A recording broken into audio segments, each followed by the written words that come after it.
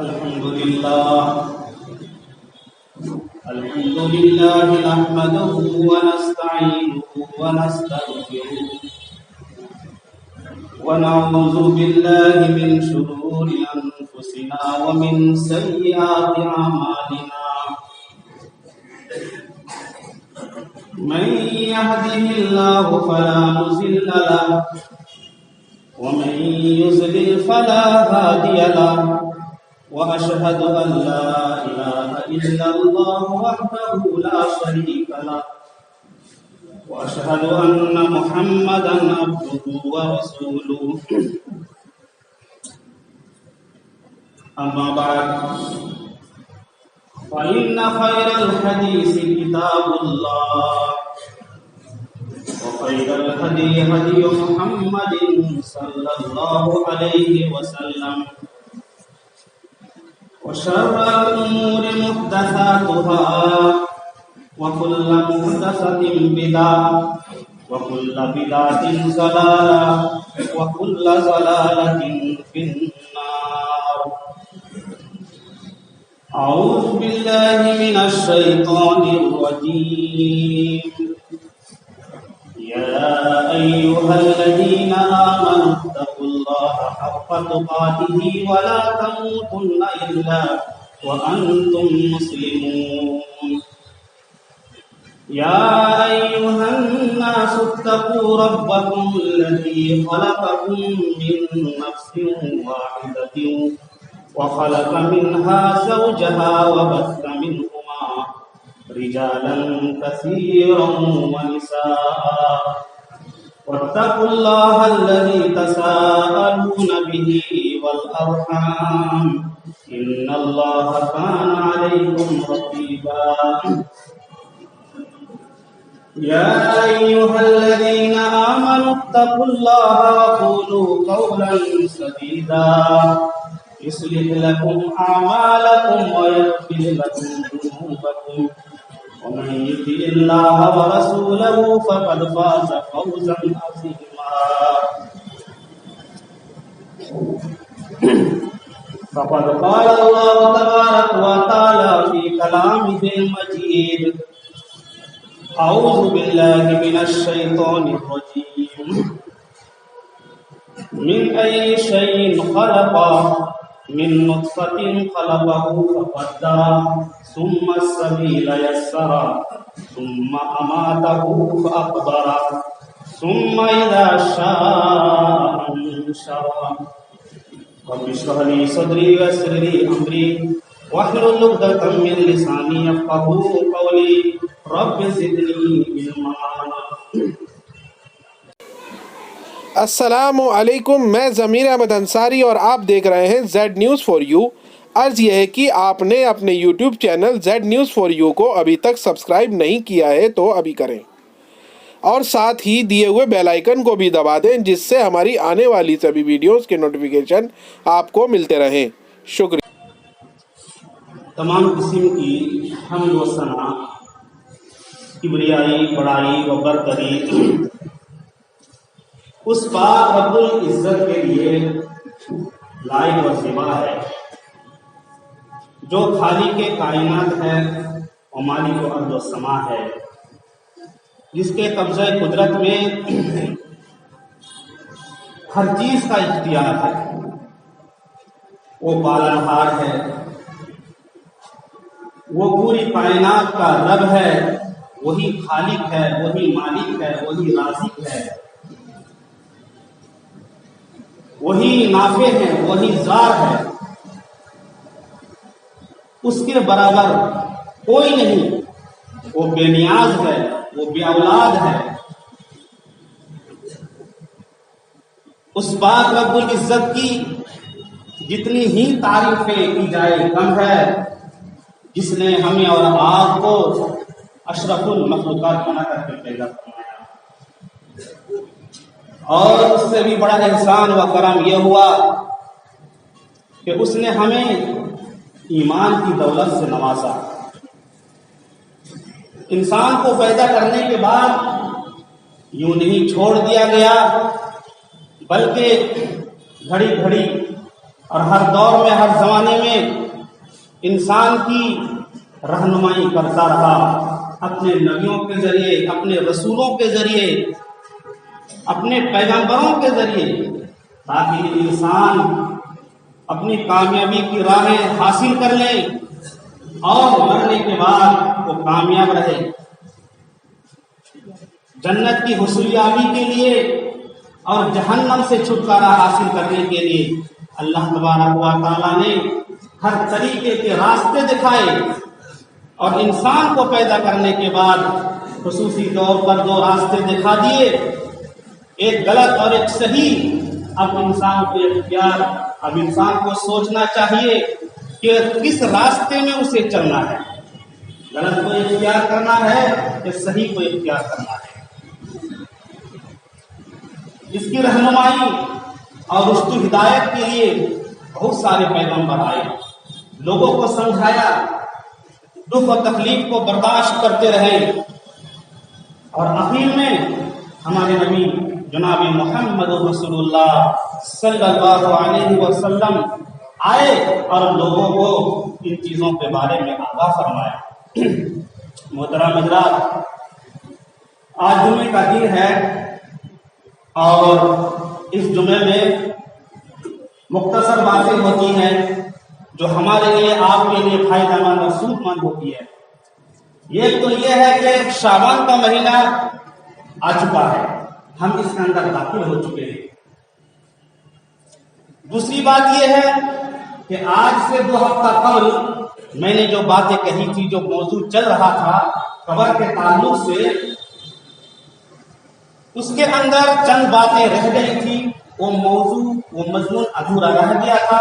لوگوں کی طرف سے مطالبات یہ ہے کہ ہمیں تو وہ چیزیں بتلائیں جن کی وجہ سے عام طور پر عذاب قبر ہوتا ہے، یا وہ اعمال بتلائیں جن کے ذریعے سے ہم عذاب قبر سے بچ سکتے ہیں۔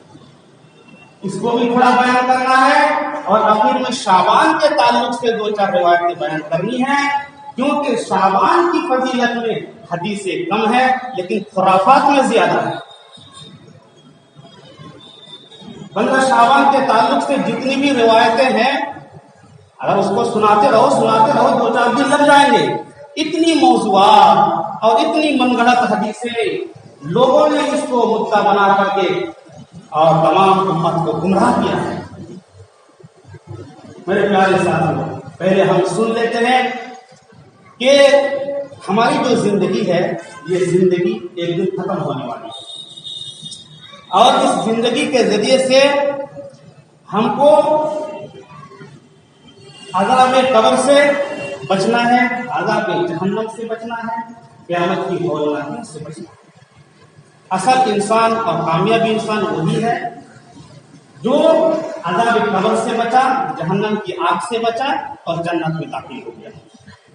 لہذا اللہ تبارک و تعالیٰ نے کلام پاک کے اندر عذاب قبر کو ثابت کیا ہے۔ نبی کریم صلی اللہ علیہ وسلم نے حدیث کے ذریعے سے اس بات کو مؤکد فرما دیا ہے کہ عذاب قبر برحق ہے، اس سے ہر انسان کو ڈرنا چاہیے، چاہے وہ کافر ہو، مشرک ہو، یہودی ہو، نصارہ ہو، چاہے وہ مسلمان ہو، مومن ہو، پرہیزگار ہو، کوئی بھی ہو۔ اسی لیے ابن ماجہ کی روایت، نبی کریم صلی اللہ علیہ وسلم ایک قبر کے پاس سے گزرے، اللہ کے نبی صلی اللہ علیہ وسلم اس قبر کے اوپر بیٹھ جاتے ہیں، اور بیٹھنے کے بعد اپنے صحابہ سے فرماتے ہیں، ما رأیت منظرا قط الا القبر وافزع منه۔ یہ میرے صحابہ، قبر سے زیادہ بھیانک، قبر سے زیادہ پرخطر منظر میں نے کبھی نہیں دیکھا۔ سب سے زیادہ گھبراہٹ والی یہ جگہ ہے، سب سے خطرناک والی جگہ یہی قبر ہے۔ اور آگے چل کر کے اللہ کے نبی نے اپنے صحابہ سے فرمایا، یا اخوانی لمثل ھذا فاعدوا، اے میرے بھائیوں، ان جیسی جگہوں کے لیے تم تیاری کرو۔ اور فرمایا کہ جس طریقے پر انسان کو آزمایا جائے گا، دجال کے ذریعے سے سب سے بڑا فتنہ، سب سے بڑی آزمائش جو دجال کی ہے، اس سے کہیں زیادہ فتنہ، اس سے کہیں زیادہ آزمائش قبر کے اندر ہے۔ قبر کے اندر تم آزمائے جاؤ گے، اس کے لیے تم تیاری کرو۔ اسی لیے صحابہ کرام رضوان اللہ تعالی علیہم اجمعین عذاب قبر سے ڈرا کرتے تھے۔ صحابہ کو بشارتیں مل چکی تھی۔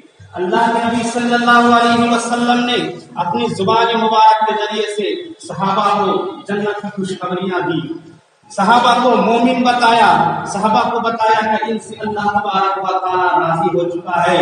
اس کے باوجود بھی صحابہ کرام عذاب قبر سے ڈر رہے ہیں۔ روایت مسلم ابن شماسہ رضی اللہ تعالیٰ عنہ بیان کرتے ہیں کہ عمرو بن عاص رضی اللہ تعالیٰ ایک صحابی رسول تھے اور جلیل القدر صحابی رسول۔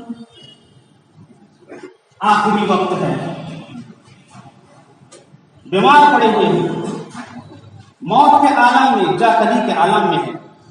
تو ابن شماسہ کہتے ہیں کہ میں دیدار عیادت کرنے کے لیے گیا، دیکھنے کے لیے عمرو بن عاص رضی اللہ تعالیٰ بستر پر پڑے ہوئے ہیں۔ وہ کہتے ہیں میں جیسے ہی پہنچا، عمرو بن عاص رضی اللہ تعالیٰ عنہ نے اپنا منہ گھما لیا اور دیوار کی طرف کر لیا اور رونے لگے۔ ان کے لڑکے آئے، کہنے لگے یہ میرے ابو جان، آپ کیوں رو رہے ہیں؟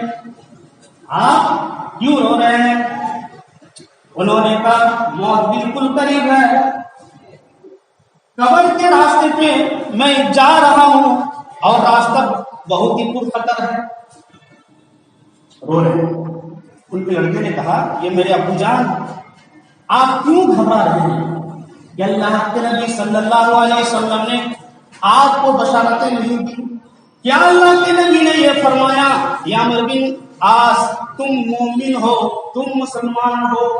یا عمرو بن عاص اللہ تبارک و تعالیٰ تمہارے اوپر رحم فرمائے، یا اللہ عمرو بن عاص کی مغفرت فرما دے، عمرو بن عاص جنتی ہے، عمرو بن عاص مومن ہے۔ اللہ کے نبی نے آپ کو تو بشارتیں سنائی، پھر بھی آپ گھبرا رہے ہیں؟ عمرو بن عاص کہنے لگے میرے بیٹے سنو، جو میری زندگی ہے اس زندگی میں 3 حالات آئے، میری زندگی کے اوپر 3 حالاتیں آئے۔ پہلی حالت تو یہ تھی کہ جب میں مومن نہیں ہوا تھا، مسلمان نہیں ہوا تھا، میں کافر تھا اور دنیا کے اندر سب سے زیادہ محمد سے میں نفرت کرتا تھا، سب سے زیادہ میرے نزدیک محمد صلی اللہ علیہ وسلم مقبوض تھے اور بہت ہی زیادہ میں دشمنی رکھتا تھا، اور میں دل ہی دل میں ارادہ کرتا تھا جب بھی موقع ملے گا محمد کی میں گردن اڑا دوں گا، محمد کو میں قتل کر دوں گا۔ اس وقت اگر میری جان نکل جاتی، موت ہو جاتی، تو میں تو جہنمی ہو جاتا، جہنم کے اندر چلا جاتا۔ اللہ کا شکر ہے کہ اس وقت موت نہیں آئی۔ پہلی تو یہ حالت ہے۔ پھر دوسری حالت بیان کر رہے ہیں کہ اللہ تبارک و تعالیٰ نے میرے دل کے اندر اسلام کی محبت ڈال دی۔ میں جناب محمد رسول اللہ صلی اللہ علیہ وسلم کے پاس آیا اور کہنے لگا کہ اللہ کے نبی میں ایک شرط پر ایمان لانا چاہتا ہوں، ایک شرط پر مسلمان بننا چاہتا ہوں، آپ کے ہاتھ پر میں بیعت کرنا چاہتا ہوں۔ شرط یہ ہے کہ جو میرے سابقہ گناہ ہے، پچھلے گناہ، وہ سارے کے سارے معاف ہوں گے یا نہیں ہوں گے؟ اگر سارے کے سارے گناہ معاف ہو جاتے ہیں تو میں مسلمان ہوں گا، ورنہ میں مسلمان نہیں ہوں گا۔ اللہ کے نبی نے فرمایا ان الاسلام یہدم ما کان قبلا، یا عمرو بن عاص کلمہ اور اسلام لانے کے ساتھ ساتھ جو پچھلے گناہ ہوتے ہیں سارے کے سارے مٹ جاتے ہیں، سارے کے سارے ختم ہو جاتے ہیں۔ اللہ کے نبی صلی اللہ علیہ وسلم کے ہاتھ پر میں نے بیعت کی اور اسلام لانے میں مومن ہو گیا۔ دوسری حالت، اللہ کے نبی کے ساتھ میں نے نماز پڑھی، اللہ کے نبی کے ساتھ میں نے جہاد کیا، اللہ کے نبی کے ساتھ اللہ کے نبی کی صحبت میں رہا، اور وہ بہترین دور تھا۔ کاش کہ اس دور میں مجھے موت آ جاتی، میں مر جاتا، میرا انتقال ہو جاتا، میں جنتی ہو جاتا۔ پھر نبی کریم صلی اللہ علیہ وسلم کا انتقال ہو گیا، آپ چلے گئے، اس کے بعد دنیا کی بہت ساری مصروفیتیں آ گئی، ذمہ داریاں آ گئی۔ اب مجھے پتہ نہیں ہے کہ اللہ تبارک و تعالیٰ میرے ساتھ کیا معاملہ فرمائے گا، قبر کے اندر کیا ہوگا، اور قیامت کے دن اللہ تبارک و تعالیٰ میرے ساتھ کیا معاملہ کرے گا، اب مجھے پتہ نہیں ہے۔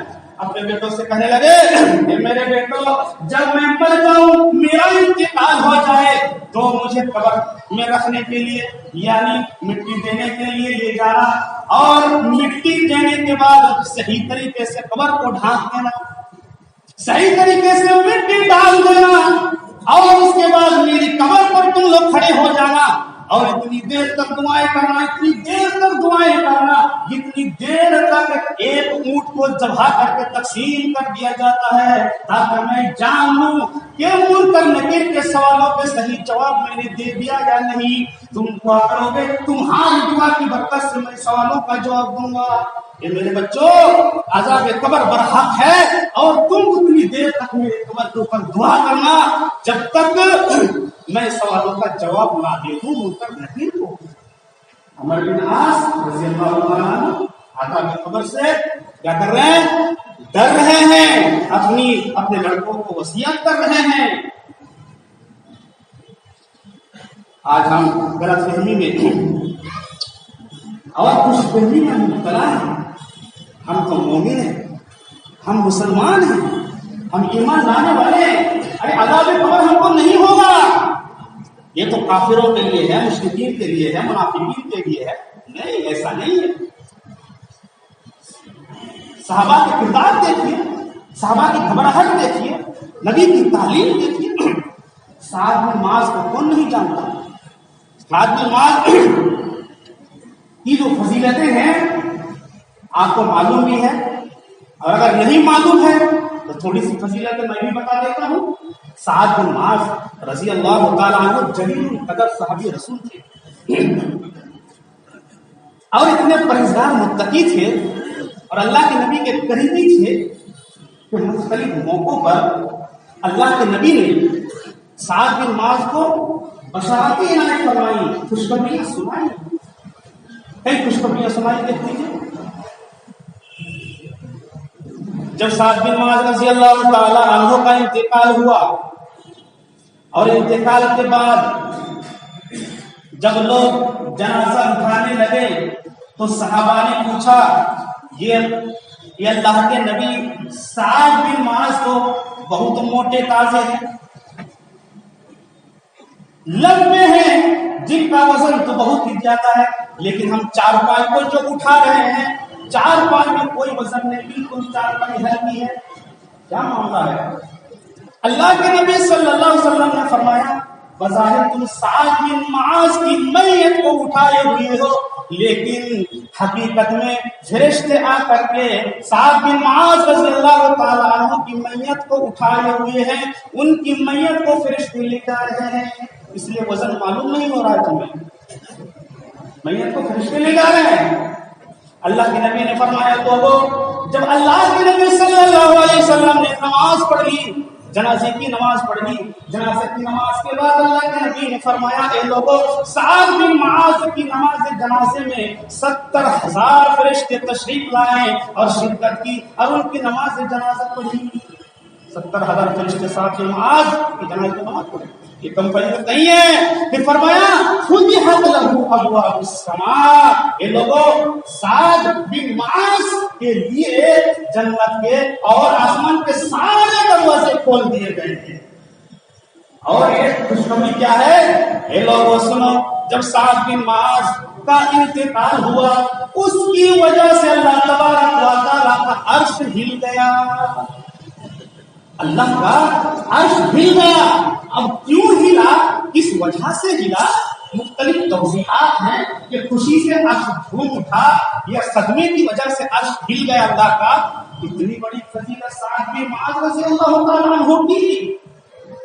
میرے پیارے ساتھیوں، جب سعد بن معاذ کا انتقال ہوا، لے گئے، قبر کو ڈال دیا، مٹی دے دی گئی، اسی سعد بن معاذ رضی اللہ تعالیٰ عنہ جو سعد بن معاذ نبی کریم صلی اللہ علیہ وسلم کے پیچھے نماز پڑھتے تھے، نبی کریم صلی اللہ علیہ وسلم کے ساتھ جہاد کیا، وہ سعد بن معاذ رضی اللہ تعالی عنہ نے نبی کریم صلی اللہ علیہ وسلم کے ساتھ روزہ رکھا، آپ کی معیت میں رہی، آپ کی معیت میں رہے، اور اتنی بڑی بڑی فضیلت عنایت فرمائی۔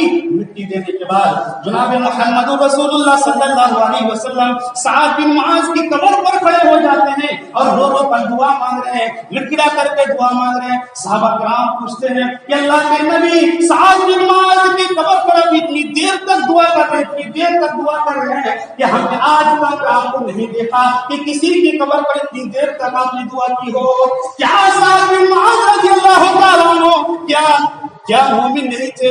کیا صحابی رسول نہیں تھے؟ اتنی بڑی بڑی فضیلت آپ نے عنایت نہیں فرمائی تھی؟ کیا سعد بن معاذ کو عذاب قبر ہو رہا ہے اسی لیے آپ رو رو کر کے دعا مانگ رہے اور اتنی دیر تک دعا مانگ رہے ہیں کہ آپ نے کسی کے لیے اتنی دیر تک دعا نہیں مانگی؟ کیا وجہ ہے؟ اللہ کے نبی نے فرمایا اے لوگوں سنو، جب وہ سعد بن معاذ کو مٹی دے دی گئی تو قبر آپس میں بھیگ گئی، آپس میں بند ہو گئی، قبر سکڑ گئی، اور اس طریقے سے قبر تنگ ہو گئی، اس طریقے سے تنگ ہو گئی جس طریقے سے آدمی کے سب کا بال ہوتا ہے۔ مجھے بتایا گیا کہ قبر تنگ ہو گئی ہے، سعد بن معاذ کو پریشانی اور تکلیف ہو رہی ہے، میں نے دعا کی اور دعا کرتا رہا فرج عنہ، یہاں تک کہ اللہ کے نبی یہاں تک کہ اللہ تبارک و تعالیٰ نے سعد بن معاذ کی قبر کو کشادہ کر دیا، فراغ کر دیا، تب میں نے دعا چھوڑی۔ سعد بن معاذ کو نہیں چھوڑا جا رہا ہے، قبر کا عذاب نہیں چھوڑ رہا ہے، ہم اور آپ اس کھیت کے مولی ہیں، اس کی خوش فہمی میں مبتلا ہیں، اس غلط فہمی میں ہیں کہ کچھ نہیں ہوگا۔ میرے پیارے ساتھ، یہ امت کے لیے تعلیم ہے، امت کے لیے تعلیم ہے کہ تم قبر کی تیاری کرو اور اس سے بچنے کی کوشش کرو، کیونکہ یا تو پھر قبر اگر نیک آدمی ہے تو وہی اس کے لیے جنت ہے، اگر نیک آدمی ہے تو وہی اس کے لیے جنت ہے، اور اگر بد آدمی ہے، گنہگار آدمی ہے، تو پھر وہی قبر اس کے لیے جہنم کا ایک ٹکڑا ہے۔ تفصیلات میں نہ جاتے ہوئے آج ہم آپ کو یہ بتائیں گے کہ عذاب قبر کن کن وجہوں سے ہوتا ہے، کن اعمال سے عذاب قبر زیادہ تر ہوتا ہے، ان اعمال سے آپ کو بچنے کی ضرورت ہے۔ اللہ کے نبی صلی اللہ علیہ وسلم دو قبر کے پاس سے گزرے، یہ بخاری کی روایت ہے۔ حضرت ابن عباس رضی اللہ تعالیٰ عنہ کہتے ہیں کہ اللہ کے نبی صلی اللہ علیہ وسلم دو قبر کے پاس سے گزرے تو وہاں رک گئے اور اپنے صحابہ سے کہا کہ یہ میرے صحابہ، جاؤ کھجور کی ٹہنی توڑ کر کے لاؤ۔ کھجور کی ٹہنی توڑ کر کے وہ لائے اور اس کو بیچ سے پھاڑا، چیرا، اور آدھی ٹہنی یعنی اس کا آدھا حصہ ایک قبر پر کاٹ دیا، دوسرا حصہ دوسری قبر پر کاٹ دیا۔ صحابہ نے پوچھا کہ اللہ کے نبی آپ نے اس طرح کیوں کیا؟ تو اللہ کے نبی نے فرمایا ان دونوں کو عذاب قبر ہو رہا تھا، قبر میں عذاب دیا جا رہا تھا، تو میں نے ٹہنی منگائی، یہ ہری بھری ٹہنی ہے، جب تک کہ یہ تر و تازہ رہے گی اس کے عذاب میں تخفیف ہوتی رہے گی، یعنی عذاب کم ہو جائے گا، جب تک کہ خشک نہ ہو جائے تب تک عذاب رک جائے گا، اس لیے دونوں کے اوپر میں نے کھجور کی ٹہنی کاٹ دی۔ یہ اللہ تبارک و تعالیٰ کی طرف سے وہی تھی اور آپ کو بتایا گیا تھا۔ اب آئیے کہ ان دونوں کو عذاب قبر کیوں ہو رہا تھا؟ تو اللہ کے نبی صلی اللہ علیہ وسلم فرمایا ایک کو تو عذاب اس لیے ہو رہا تھا کہ وہ چغل خوری کرتا تھا، دنیا میں غیبت کرتا تھا، چغلی کرتا تھا، ایک دوسرا یہ پیشاب سے، ناپاکی سے نہیں بچتا تھا، اور اللہ کے نبی کا ارشاد ہے کہ اکثر عذاب القبر من القول، اکثر جو عذاب قبر ہوتا ہے پیشاب کی چھینٹوں سے نہ بچنے کی وجہ سے ہوتا ہے، پاکی حاصل کرنے نہ کرنے کی وجہ سے عذاب قبر ہوتا ہے۔ تو چغل خوروں کے لیے عذاب قبر مسلم ہے، اور چغلی تو آج کل کے معاشرے میں بری چیز سمجھی ہی نہیں جا رہی ہے۔ میرے پیارے ساتھیوں، بہت بھیانک عذاب ہے۔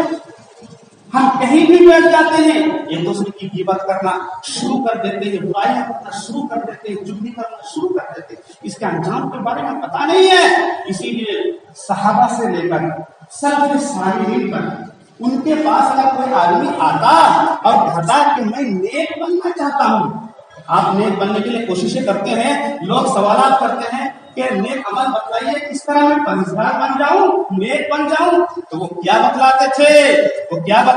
اگر تمہیں نیک بننا ہو تو 4 چیزیں کر لو. پہلی بات، نماز اور روزے کی پابندی کر لو، نمبر 1. دوسری چیز، قرآن کی تلاوت کرو، نمبر 2. نمبر 3، حرام روزی سے بچو، حرام لقمے سے بچو. نمبر 1، نماز روزے کی پابندی کرو، قرآن کی تلاوت کر لو، حرام روزی سے بچو. اور چوتھی چیز، جہاں پر وہ آدمی بیٹھے ہوئے ہو وہاں پر نہ بیٹھو. جہاں پر 2 آدمی بیٹھے ہوئے ہو، ضرور وہاں کسی کی غیبت ہو رہی ہوگی، کسی کی چغلی ہو رہی ہوگی، کسی کی برائی ہو رہی ہوگی، آپ وہاں پر جا کر کے بیٹھ گئے، وہ آپس میں بات کر رہے ہیں، کسی کی برائی کر رہے ہیں، آپ نے سپورٹ نہیں کیا، صرف اتنا آپ نے کہا جاتے ہاں، آپ نے برائی نہیں کی، لیکن جو برائی کرنا بیٹھے ہوئے آپ نے صرف ہاں ملا دیا. اس کی وجہ سے تمہارے سارے اعمال، نیک اعمال برباد ہو گئے. آج کا پیشگی دیا تھا میرے پیارے ساتھی، تو چغلی سے، غیبت سے بچنا چاہیے انسان کو ہمیشہ سے. تو نمبر 1، چغلی کی وجہ سے عذاب قبر ہوتا ہے. نمبر 2، پیشاب سے نہ بچنے کی وجہ سے ہوتا ہے. نمبر 3، تکبر سے اپنا کپڑا گھٹنوں کے نیچے لٹکانا، اس کی وجہ سے عذاب قبر ہوتا ہے. جناب محمد رسول اللہ صلی اللہ علیہ وسلم نے بیان فرمایا، مسلم کی روایت ہے، ابن عمر رضی اللہ تعالیٰ عنہ کہتے ہیں کہ ایک آدمی نکلا بڑے فخر کے ساتھ اور اس کا کپڑا نیچے لٹک رہا تھا، وہ کپڑے کو گھسیٹتا ہوا چل رہا تھا. اللہ تبارک و تعالیٰ نے اس کو زمین میں دھسا دیا اور اللہ کے نبی نے فرمایا یہ قیامت تک زمین میں دھستا چلا جائے گا، وہ دھستا ہی رہے گا. تو کس وجہ سے؟ تکبر کی وجہ سے. تکبرن وہ کپڑے کو نیچے لٹکایا، جس کی سزا یہ ہے کہ جو بھی تکبر کرے گا کپڑا نیچے لٹکائے گا، یہ بھی ایک سبب ہے عذاب قبر کا. اس سے بچنا چاہیے مسلمان کو. نمبر 4، جھوٹ بولنے کی وجہ سے. جناب محمد رسول اللہ صلی اللہ علیہ وسلم نے فرمایا، بخاری کی روایت،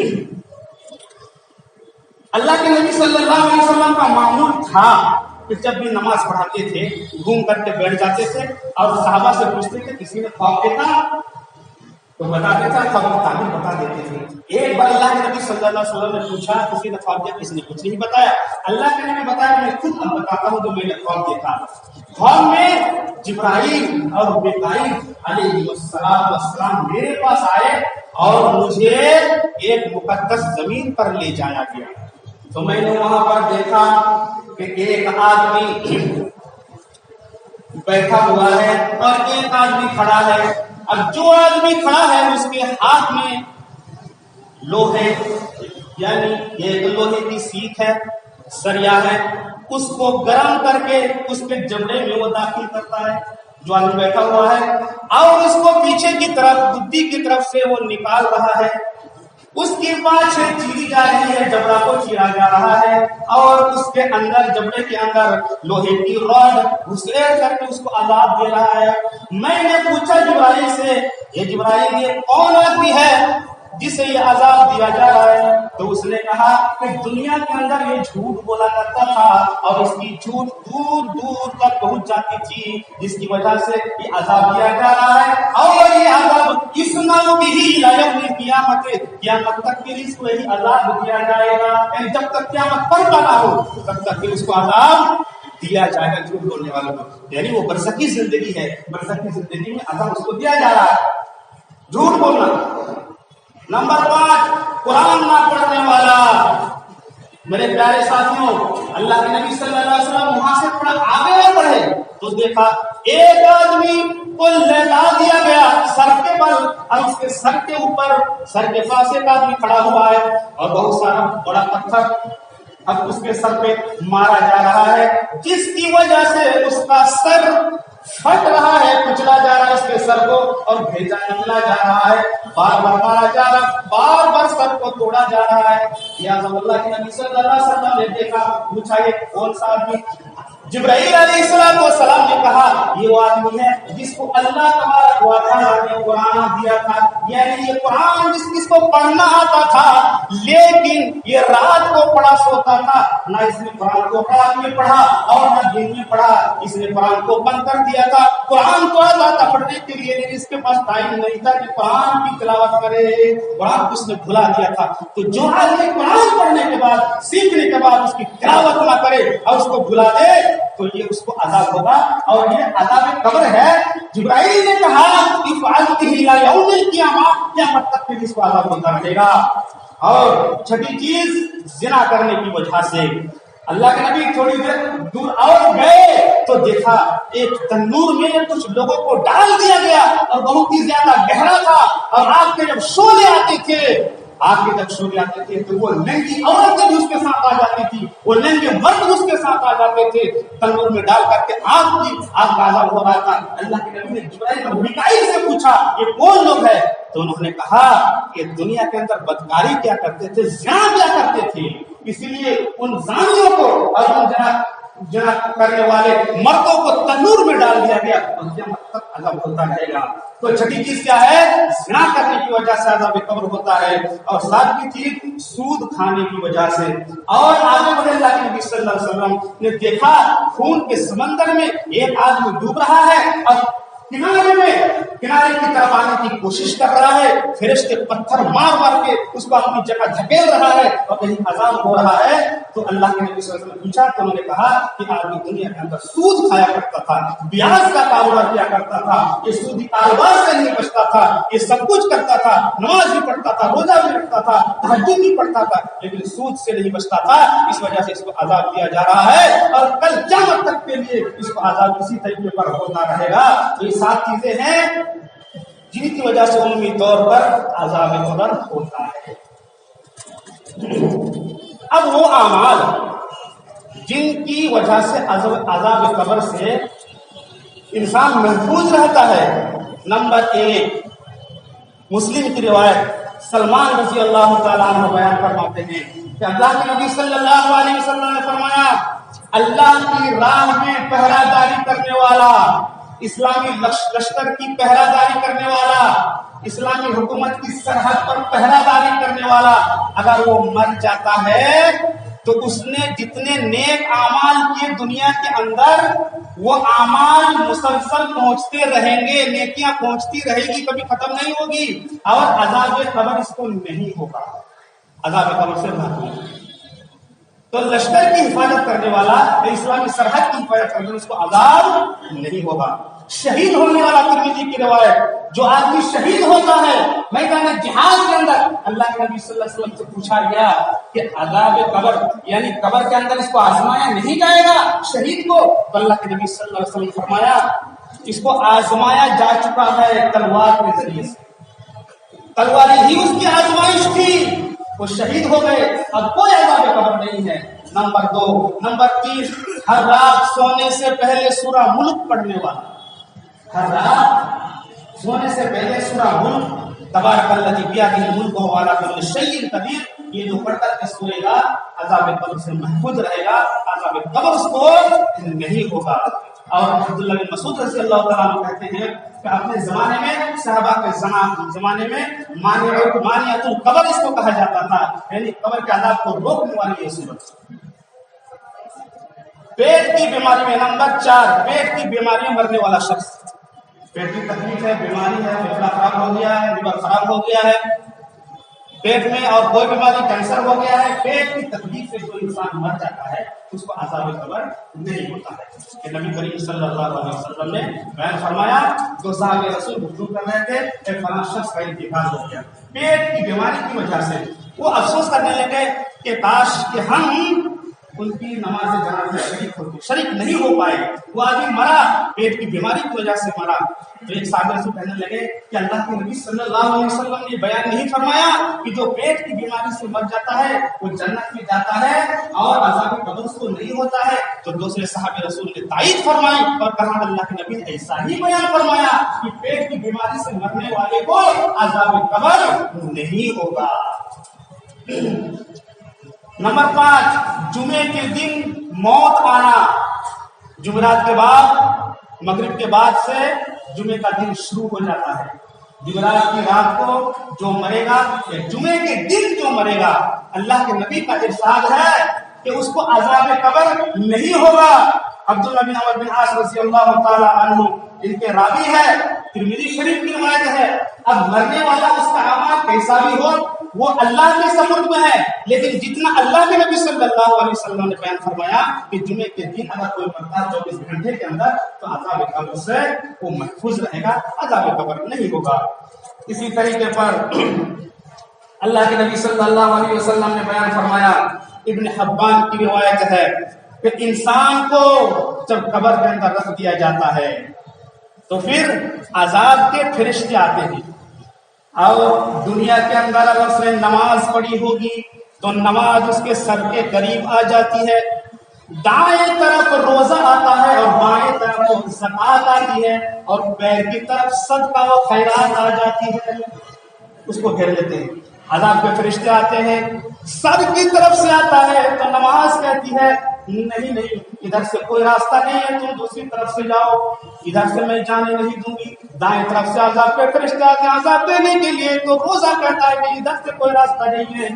بائیں طرف سے جب وہ آنے کی کوشش کرتے ہیں تو زکات دیتے کہ نہیں میں جانے نہیں دوں گی، عذاب دینے نہیں دوں گی. پھر پیر کی طرف وہ جاتے ہیں تو صدقہ خیرات اور حسن اخلاق کی کھڑا ہو جاتا ہے اور کہتا کہ ادھر سے کوئی راستہ نہیں ہے، تم واپس چلے جاؤ.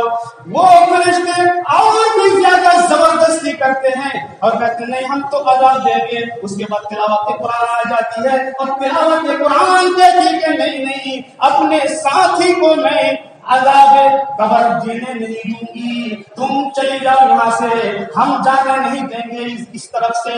تلاوت قرآن کی تلاوت کھڑی ہو جاتی ہے.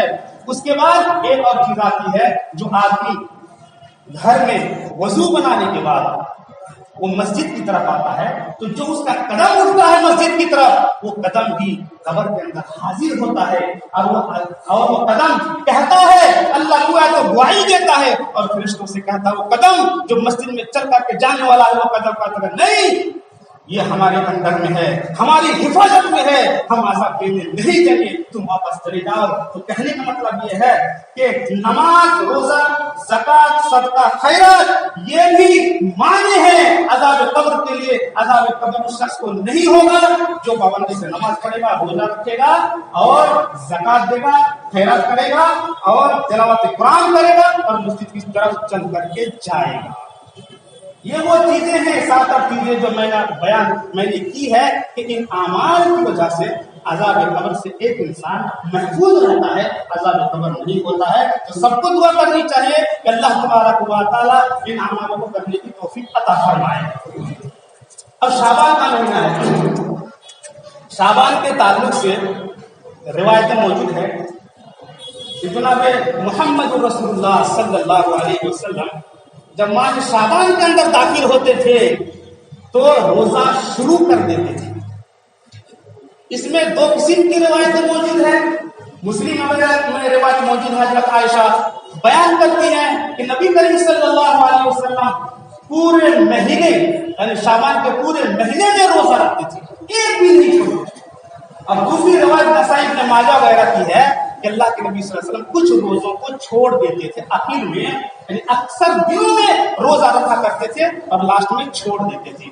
2 طرح کی روایتیں ہیں. تو محدثین نے اس کی تطبیق یوں فرمائی ہے کہ کسی مہینے میں، شعبان کے کسی مہینے میں پورے کے پورے مہینے اللہ کے نبی صلی اللہ علیہ وسلم روزہ رکھتے تھے، اور کوئی ایسا مہینہ بھی ہوتا تھا جس کے اندر اللہ کے نبی صلی اللہ علیہ وسلم چھوڑ دیا کرتے تھے. کبھی کبھی چھوڑ دیا کرتے تھے اور کبھی کبھی پورے مہینے کا روزہ رکھا کرتے تھے. تو اس مہینے میں اللہ کے نبی صلی اللہ علیہ وسلم کثرت سے روزہ رکھتے تھے. وجہ پوچھی گئی کہ اللہ کے نبی آپ کثرت سے روزہ کیوں رکھتے ہیں؟ حالانکہ دیگر مہینوں میں نہیں رکھتے ہیں. اللہ کے نبی صلی اللہ علیہ وسلم فرمایا اس مہینے کے اندر نیک اعمال اللہ کے ہاں پیش ہوتے ہیں، نامہ اعمال پیش ہوتا ہے، اور میں یہ چاہتا ہوں کہ جب میرا نامہ اعمال اللہ کی بارگاہ میں پیش ہو تو میں روزے کی حالت میں رہوں، روزے کی حالت میں میرا نامہ اعمال اللہ کے یہاں پیش ہو. اسی لیے میں کثرت سے زیادہ میں روزہ رکھتا ہوں. تو اس مہینے میں روزہ رکھنے کی بڑی فضیلت ہے. हमारे लिए ये है कि हम भी रोजा रखें कसरत के साथ। जनाब मोहम्मद रसूलुल्लाह सल्लल्लाहु अलैहि वसल्लम को अल्लाह खिलाता था, पिलाता था, ताकत अल्लाह के नबी सल्लल्लाहु अलैहि वसल्लम को दी गई थी, इसलिए मुसलसल रोजा रखा करते थे। हमारे अंदर वो ताकत नहीं है, इसलिए अल्लाह के नबी सल्लल्लाहु अलैहि वसल्लम ने फरमाया कि सिर्फ 15 तक रोजा रखो, उसके बाद ना रखो। ऐसा ना हो कि तुम पूरे महीने रोजा रखोगे, अब तुम्हारे अंदर कमजोरी आ जाए, लापरवाही आ जाए और फिर फर्ज रोजे को तुम छोड़ बैठो। इसीलिए 15 के बाद मत रखो, 15 से पहले तुम रखो। तो लिहाजा 1 से लेकर 15 तक अल्लाह जिसको जितनी तौफीक दे वो रोजा रखे, 2, 4, 5, 6 जितनी तौफीक दे। अब कम से कम 2 रोजे इस हदीस की बुनियाद पर जो अल्लाह के नबी सल्लल्लाहु अलैहि वसल्लम ने बयान फरमाई थी, एक साहब रसूल ने रोजा नहीं रखा था तो उनसे कहा था ईद उल फित्र के बाद कि 2 रोजे रख लेना, तो 2 रोजे तो कम से कम रख लिया जाए। लेकिन 14 और 15 का जहां तक मामला है, एक हदीस के अल्फाज की वजह से ये इख्तिलाफ पैदा हुआ। मिन सरारी मिन फिहाद शहर, यानी सरद का लफ्ज आता है, सुर्रा के लफ्ज आता है कि अल्लाह के नबी ने सहाबी रसूल से कहा था कि सुर्रा का तुमने रोजा रखा, यानी बीच महीने का तुमने रोजा रखा। सुर्रा कहते हैं नाफ को अरबी के अंदर, ये नाफ जो है इंसान का जो धड़ है, इंसान का जो जिस्म है वो बीच के सेंटर में है, ये नाफ जो होता है बीच में है। तो अल्लाह के नबी ने कहा तुमने बीच महीने का रोजा रखा शाबान का, तो उसने कहा नहीं, तो अल्लाह के नबी फरमाया रख लेना रमजान के बाद। तो उस लफ्ज की वजह से इख्तिलाफ पैदा हुआ है कि 14 और 15 का रोजा रख सकते हैं, नहीं रख सकते हैं। जो लोग ये मानते हैं कि सुर्रा का मतलब जो है बीज है और बीज से मुराद 14 और 15 है, तो वो कहते हैं 14-15 का रोजा रखा जाए। और दीगर मुहद्दिसीन कहते हैं कि ये 14-15 मुराद नहीं है, बल्कि रमजान और शाबान का जो महीना है, उस महीने में जो रोजा रखा जाता है, रोजा रखा जाता है, यानी 15 से पहले 1 से लेकर 15 तक वो मुराद है, वो पीरियड मुराद है, वो वक्त मुराद है। 1 से लेकर के 15 तक जो रोजा रखा जाता है सुर्रा से वही मुराद है। लिहाजा 1 से लेकर 15 तक कभी भी रोजा रखा जा सकता है, ये शर्त नहीं है कि 14 और 15। लेकिन दूसरे कौल के मुताबिक उसने वही माना जो सुर्रा का असली माना है अरबी के अंदर बीज का मतलब होता है 14 और 15 का रोजा, तो 15 यानी बीज है। तो इसमें इख्तिलाफ हुआ है इसके ताल्लुक से।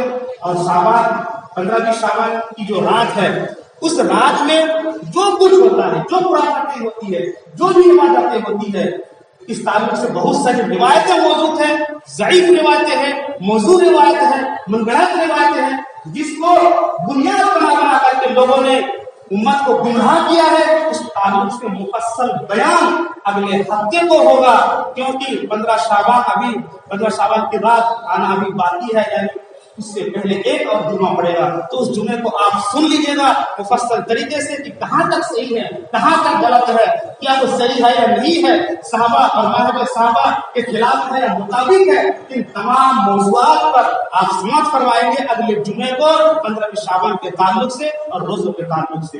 अल्लाह तबारक व तआला से दुआ है कि आलमीन हमें कहने सुनने से ज्यादा अमल करने की तौफीक अता फरमा। या इलाहुल आलमीन पूरी उम्मत मुहम्मदिया की हिफाजत फरमा। या इलाहुल आलमीन हमें कुरान और सुन्नत के मुताबिक जिंदगी गुजारने की तौफीक अता फरमा। या अल्लाह जो परेशान हाल है अल्लाह उसकी परेशानी को दूर फरमा। या अल्लाह जो बीमार है अल्लाह उन्हें शिफाए कामिल आजिल अता फरमा। व अल्हम्दुलिल्लाह। एक बार फिर आपसे रिक्वेस्ट है कि आप अपने इस यूट्यूब चैनल को सब्सक्राइब करें, लाइक एंड शेयर ज़रूर करें। शुक्रिया।